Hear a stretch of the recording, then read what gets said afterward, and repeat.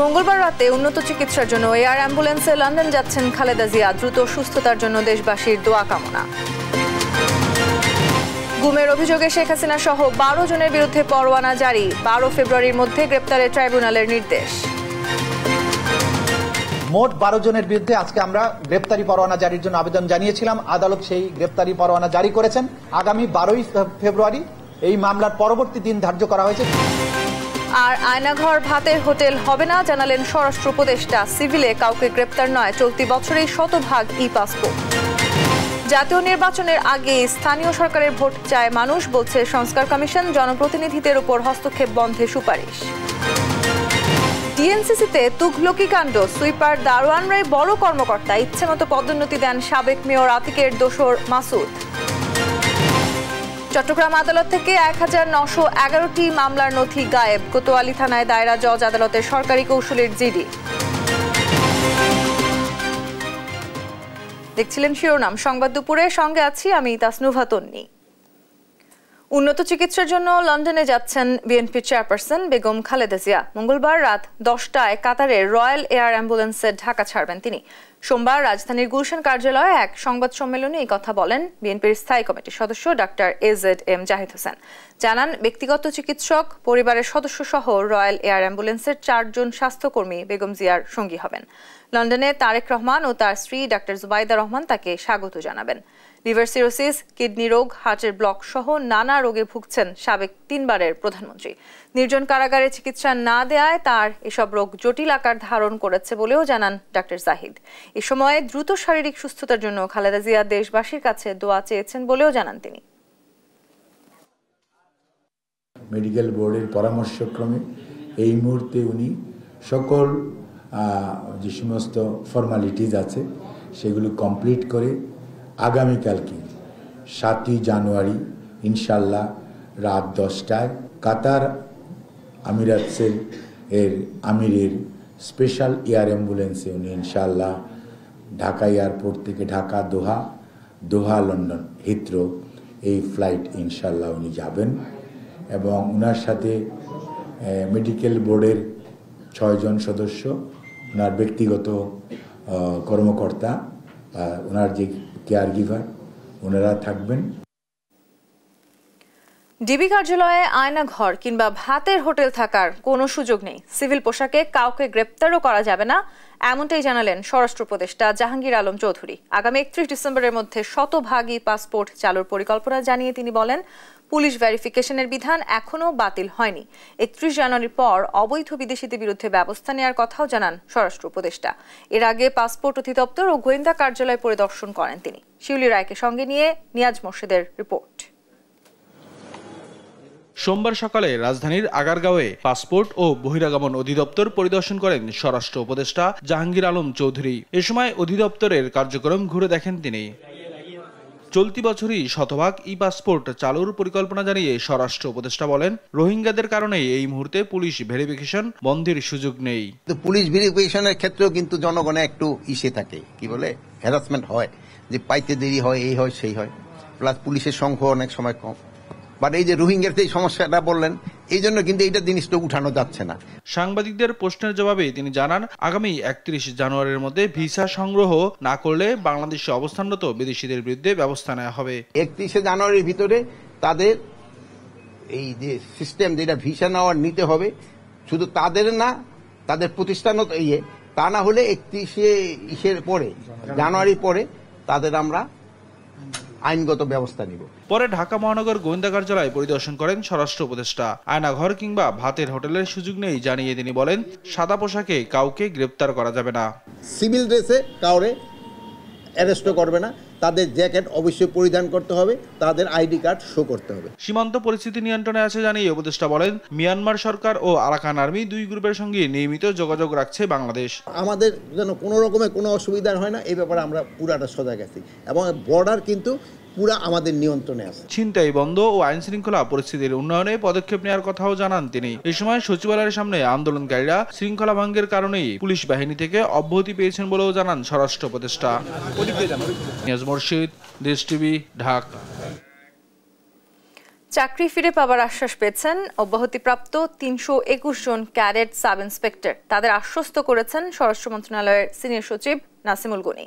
চাকরিতে পুনর্বহালের দাবিতে আজও সচিবালয়ের সামনে অবস্থান নেয় পুলিশের ৪০তম ব্যাচের বাদ পড়া ৩২১ জন ক্যাডেট সাব ইন্সপেক্টর। পরে তাদের একটি প্রতিনিধি দল স্বরাষ্ট্র সচিবের সঙ্গে বৈঠক করে। এ সময় তাদের দাবি স্বরাষ্ট্র সচিব বিবেচনার আশ্বাস দেন বলে জানান প্রতিনিধি দলের সদস্যরা।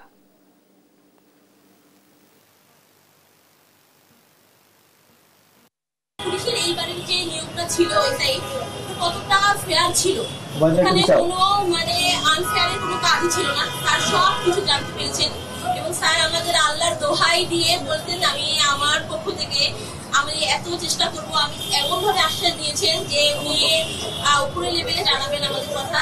এবং স্যার যেটা বললো যে স্যার 5 ওয়াক্ত নামাজ পড়েন এবং স্যার সেই দোহাই দিয়ে বলতেন যে আমি তোমাদের হয়ে কাজ করবো। স্যার আমাদের আশ্বস্ত করছে আমাদের বিষয়ে যেটা হয়েছে অন্যায় হয়েছে এবং এই বিষয়ে স্যার খুবই সবার সাথে আলোচনা করে খুব দ্রুতই সিদ্ধান্ত। জাতীয় সংসদ নির্বাচনের আগে স্থানীয় সরকার নির্বাচন চায় দেশের সাধারণ মানুষ ও রাজনৈতিক দলের নেতাকর্মীরা। এমনটাই জানালেন স্থানীয় সরকার সংস্কার কমিশনের প্রধান ডক্টর তোফায়েল আহমেদ।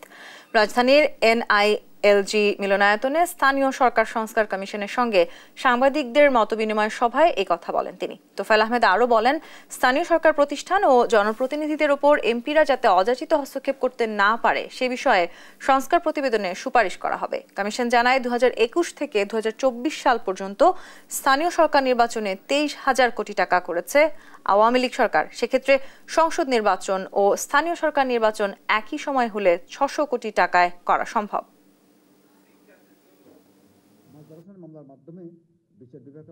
যেটা একটা আশঙ্কা ছিল যে আগে নির্বাচনগুলো যেটা হয়েছে যে বিনা প্রতিদ্বন্দ্বিতায়, এখন কিন্তু লোকাল লেভেলে বিনা প্রতিদ্বন্দ্বিতায় এটা খুব ডিফিকাল্ট হবে।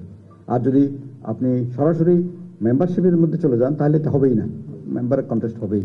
তো না ব্যাপারে আমি ঠিক বলতে পারছি না এটা জাতীয়ভাবে কি আসে দেখি আগে, কারণ আমাদের আগে তো ওই রিপোর্টগুলো হয়ে যাবে, তাতে আমাদের একটু সুবিধা হবে। সুইপার, দারোয়ান, স্প্রেম্যান এখন অফিসের বড় কর্মকর্তা। অবিশ্বাস্য এই তুঘলকি কাণ্ড চলছে ঢাকা উত্তর সিটি কর্পোরেশনে। সরকারি গেজেটকে থোড়াই কেয়ার করে এমন পদোন্নতি দিয়েছেন উত্তর সিটির অঘোষিত রাজা সচিব মাসুদ আলম। এই মাসুদ আলমই রাম রাজত্ব কায়েম করেছেন উত্তর সিটিতে। স্বৈরাচারের দোসর সাবেক মেয়র আতিকুল ইসলামের ঘনিষ্ঠ সহযোগী মাসুদ আলম এখনও বহাল তবিয়তে। ইশাদ সোহেলের ছবিতে উত্তর সিটি চাঞ্চল্যকর অনুসন্ধান তুলে ধরেছেন এম এ আজিম। ঢাকা উত্তর সিটি কর্পোরেশনের কর অঞ্চল 3-এর রাজস্ব শাখায় জুলফিকার আলী স্বপন। তার নিয়োগ দারোয়ান পদে হলেও দিব্যি কাজ করে যাচ্ছেন রাজস্ব বিভাগের একজন কর্মকর্তা হিসেবে। একই অবস্থা ফারুক সরদারের। অফিস সহায়ক হলেও রাজস্ব বিভাগের হিসেব সহকারীর পদ দখল করে আছে বছরের পর বছর ধরে। তখন আসলে পদোন্নতির বিষয়টা ব্যাপকভাবে চালু হয় নাই। 2008 সালের কথা, তো নভেম্বরে। তো অফিসের প্রয়োজনে অফিস যে কোনো কর্মচারীকে যদি তার যোগ্যতা থাকে সে এর উচ্চতর পদে কাজ করাতে পারে। আমার চাকরি হচ্ছে দারোয়ান পোস্টে, কিন্তু আমার চাকরির শুরু থেকে বিভিন্ন কর্মকর্তার আদেশে, নির্বাহী আদেশে আমি 3য় শ্রেণীর কাজই করে আসছি একদম চাকরির শুরু থেকেই। শুধু ফারুক আর স্বপন নয়, প্রশাসনিক কার্যক্রমের স্বার্থ দেখিয়ে সচিব মাসুদ আলম সিদ্দিক অসংখ্য দারোয়ান, স্প্রেম্যান, হেলপারকে বসিয়েছেন কর্মকর্তার চেয়ারে। বাদ পড়েনি ক্লিনাররাও। মেয়র আতিক থাকা অবস্থায় কদিন পর পর অযোগ্যদের এমন পদোন্নতি দিয়েছেন মাসুদ আলম। অথচ বাংলাদেশ সরকারের গেজেট অনুসারে স্থানীয় সরকার সিটি কর্পোরেশন আইন 2009 অনুযায়ী স্পষ্ট উল্লেখ আছে, দারোয়ান, পিয়ন, স্প্রেম্যান বা ক্লিনাররা মৃত্যু বা অবসরে না যাওয়া পর্যন্ত স্বপদে বহাল থাকবে। তবে কিভাবে সচিব মাসুদ আলম বছরের পর বছর আইন ভঙ্গ করে এমন পদোন্নতি দিয়ে যাচ্ছেন, জানতে তার মুখোমুখি আমরা। তার স্বাক্ষরে পদোন্নতি হলেও তিনি দায় চাপালেন সাবেক মেয়রের ওপর। না, এটা তো প্রশাসনিক স্বার্থে দেওয়া হচ্ছে, আর এটা আপনার তৎকালীন মেয়র অথবা যে এখন যে বর্তমান প্রশাসক মহোদয় আছেন তাদের কিন্তু একটা জুরিসডিকশনের মধ্যে যে কেউ দায়িত্বটা দিতে পারেন, তাদের আমরা পূর্বপদে আবার নিয়ে যাব। আমাদের এখন সাময়িক প্রশাসনিক কারণে এবং কর্পোরেশনের স্বার্থে কাজগুলোকে চলমান রাখার জন্য আমি তাদেরকে অতিরিক্ত দায়িত্ব দিয়েছি। তবে ঢাকা উত্তর সিটি কর্পোরেশনের প্রধান নির্বাহীর দাবি, পদোন্নতির বিষয়গুলোতে অনিয়ম থাকলে পদক্ষেপ নেবেন তারা। যেগুলো বিধিবিধান প্যারামিটার আছে প্রতিপালিত হলে আমরা পদোন্নতির জন্য, পোস্ট খালি থাকলে, যদি পোস্ট খালি থাকে আমরা পদোন্নতির জন্য কনসিডারেশন করি। সেখানে কোনো লুপহোলস হয়ে থাকলে অবশ্যই আমরা উইল লুক আফটার, এবং যদি কোনো ধরনের ব্যত্যয় হয়ে থাকে সেটা আমরা দেখব। মেয়র না থাকলেও গেজেট ভঙ্গ করে পদোন্নতি এখনো বহাল রেখেছেন সচিব মাসুদ আলম। স্বাস্থ্য পরিদর্শক খালেক মজুমদারকে করেছেন সহকারী সচিব।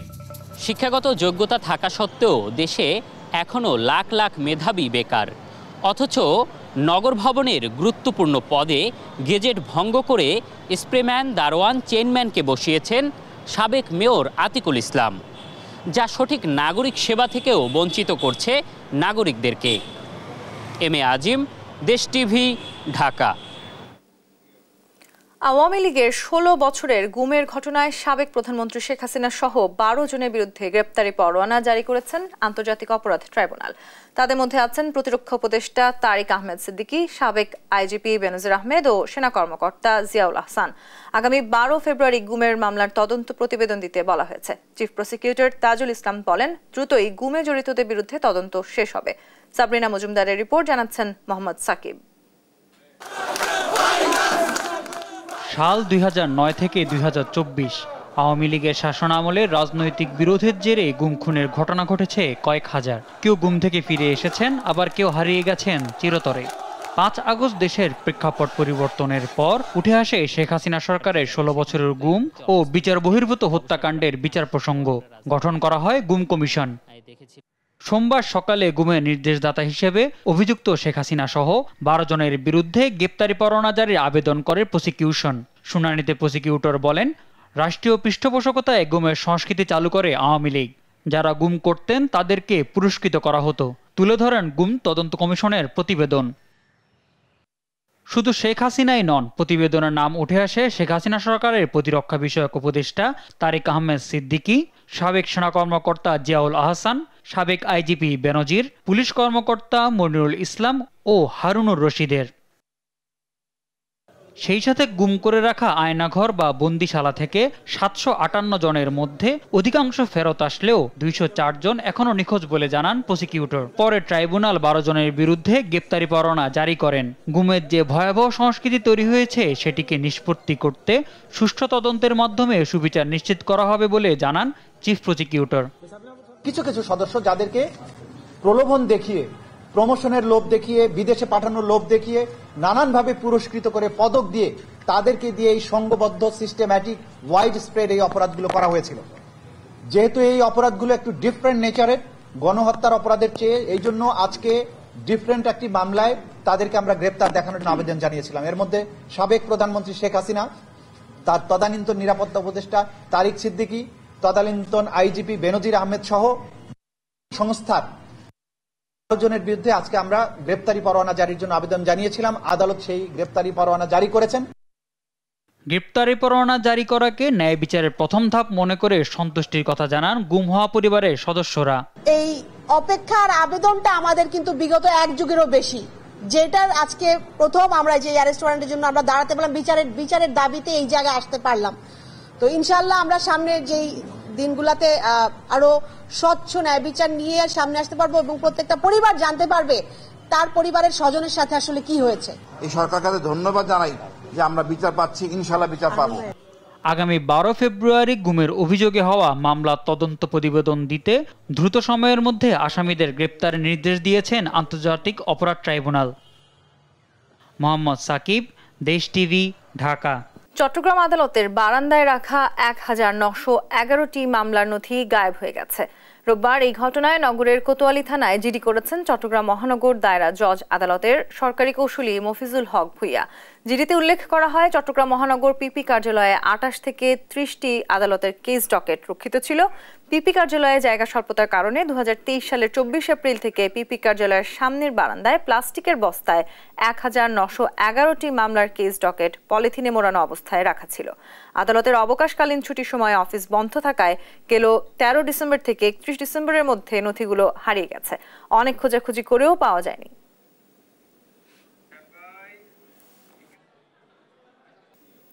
সুনামগঞ্জ ও নড়াইলে আলাদা সড়ক দুর্ঘটনায় নিহত হয়েছেন 3 জন, আহত হন আরও 4 জন। সোমবার সকালে সুনামগঞ্জের শান্তিগঞ্জ উপজেলার সিচুনি পয়েন্ট এলাকায় সিএনজি চালিত অটোরিকশা ও মোটরসাইকেলের মুখোমুখি সংঘর্ষ হয়। এতে মোটরসাইকেলে থাকা আমিরুল ইসলাম ও তার ভাগ্নে রাজিন মারা যান। অন্যদিকে নড়াইল সদর উপজেলার মুলদাইর এলাকায় ট্রাক ও পিকআপ ভ্যানের মুখোমুখি সংঘর্ষ হয়। এতে গুরুতর আহত হন পিকআপ ভ্যান চালক। হাসপাতালে নেয়ার পথে মারা যান তিনি। এই ঘটনায় আহত 4 জনকে সদর হাসপাতালে ভর্তি করা হয়েছে।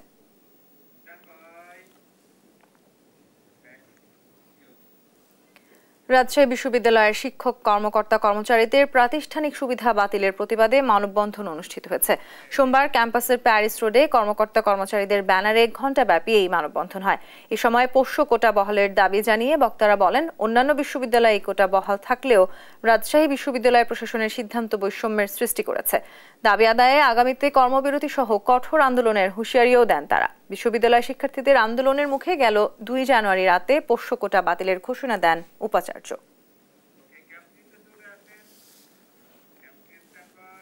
পৌষের পর থেকেই বিভিন্ন জেলায় বেড়েছে শীতের তীব্রতা। বেলা বাড়ার সঙ্গে সঙ্গে সূর্যের দেখা মিললেও কমেনি ঠান্ডা। কুয়াশার চাদরে মুড়ে থাকছে পথঘাট, সমস্যার সৃষ্টি হচ্ছে যান চলাচলে। পাশাপাশি দুর্ভোগে পড়েছেন নিম্ন আয়ের মানুষ। পাল্লা দিয়ে বাড়ছে রোগবালাই। সহকর্মীদের পাঠানো তথ্য ছবিতে নুসরাত শোভার রিপোর্ট। করতোয়া নদীর পাশে অবস্থিত পঞ্চগড় শহরে শীতের দাপট বরাবরই বেশি। তেঁতুলিয়ায় আজ সকালে সর্বনিম্ন তাপমাত্রা রেকর্ড করা হয় 12.4 ডিগ্রি সেলসিয়াস। হাড় কাঁপানো শীতে কাবু পঞ্চগড়ের জনজীবন। বেলা বাড়ার সঙ্গে সঙ্গে সূর্যের দেখা মিললেও ঘন কুয়াশার চাদরে মুড়ে আছে পুরো জেলা। যান চলাচলে তীব্র সমস্যা সৃষ্টি হচ্ছে চরম বিপাকে খেটে খাওয়া নিম্ন আয়ের মানুষ। সকালবেলায় একটু আবহাওয়া ভালো দেখা যাচ্ছে, কিন্তু বাতাসের জন্য হাত পা প্রায় আসতেছে। ঠান্ডাটা আছে, হ্যাঁ, কিন্তু মানে ঠান্ডার আবহাওয়া লাগতেছে। সরকারের পক্ষ থেকে এরই মধ্যে শীতার্তদের জন্য 22,000 কম্বল ও 72,50,000 টাকার আর্থিক সহায়তা দেওয়া হয়েছে। সামনে আরও সহায়তা আসতে পারে বলে জানান জেলা প্রশাসক। 1 লক্ষ শীতবস্ত্রের জন্য রিকুইজিশন দিয়েছি, ইতিমধ্যে 45,000 পেয়ে গেছি। আশা করছি যদি শীতের তীব্রতা বজায় থাকে তাহলে হয়তো আরও শীতবস্ত্র আমরা সরকারের পক্ষ থেকে পাবো এবং পাওয়া মাত্র এগুলো আমরা উপজেলা পর্যায়ে বিতরণ করে দেব। এদিকে শীতের নাজুক অবস্থা সাতক্ষীরার সাধারণ মানুষের। পৌষের পর থেকেই বেড়েছে শীতের তীব্রতা। রাতে লেপ কম্বল দিয়ে মিটছে না ঠান্ডা। সূর্যের দেখা মিলছে সকাল 11টার পর। খুব প্রয়োজন ছাড়া ঘর থেকে বের হচ্ছেন না কেউ। দুর্ভোগে পড়েছে নিম্ন আয়ের মানুষজন। সাতক্ষীরা এখন প্রচণ্ড শীত পড়ছে, বিশেষ করে খেটে খাওয়া মানুষের অবস্থা খুবই করুণ। শিশুরা, বাচ্চারা বিভিন্ন রোগে আক্রান্ত হচ্ছে এবং পর্যাপ্ত স্বাস্থ্যসেবা পাওয়া যাচ্ছে না। এদিকে ভোলায় শৈত্যপ্রবাহ কমলেও কমেনি ঠান্ডা। রাস্তার পাশে আগুন জ্বালিয়ে শীত নিবারণের চেষ্টা করতে দেখা গেছে অনেককে। শীতে বিপাকে পড়েছেন কৃষকরা। তীব্র শীতেও কোনো সাহায্য পাননি বলে জানিয়েছেন কৃষকরা। শীত পড়ছে, সেই শীতে আমাকে অনেক অসুবিধা। ছোট বাচ্চা শীতে বেরোতে পারে না, স্কুল মক্তবে যাইতে পারতেছে না। আমাকে কাজের খুব অসুবিধা, আমাকে জামা কাপড় কিছুই নেই, আমরা শীতের জন্য কাজ করতে পারি না। শীতার্তদের পাশে দাঁড়াতে সবাইকে এগিয়ে আসার আহ্বান সংশ্লিষ্টদের। নুসরাত শোভা, নিউজ ডেস্ক, দেশ টিভি।